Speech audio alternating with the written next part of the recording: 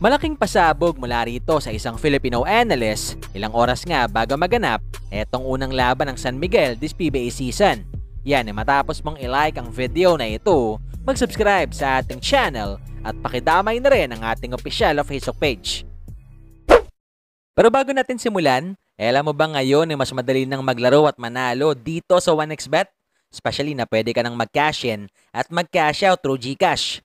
Kaya naman i-click lamang etong link na nasa comment section ng ating video at gamitin ang promo code na BGS2 upang makasali. Isama pa natin na pwede mo na rin i-download etong kanilang official app para sa mas malalaking papremyo na nag-aantay sa'yo.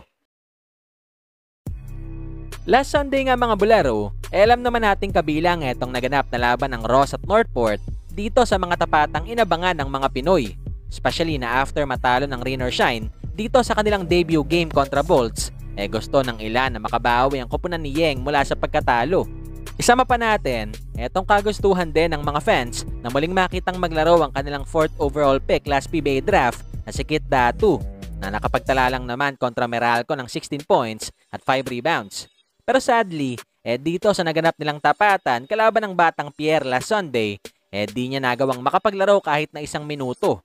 Kaya naman sa isang panayam, diretsuhan ngang sinagot ni Yeng Guiao ang bagay na yan. Bigla, nasa tayo naman siya kahapon, walang problema. Biglang pagising niya kaninang umaga, swollen yung left knee niya.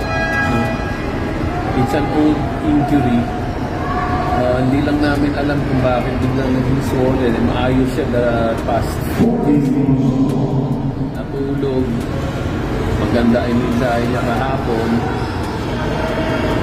Baka kami kinain na uric acid. Dahil naman kinain na mag-deposit yung acid dun saan. Kaya batang-bata, may gout na. Pero maliban sa nakakatawang sagot na yan mula kay Coach Yeng, tila naging laman din ng biroan last week etong kumalat na litrato ni Ronde after ng kanilang laban kontra Converge.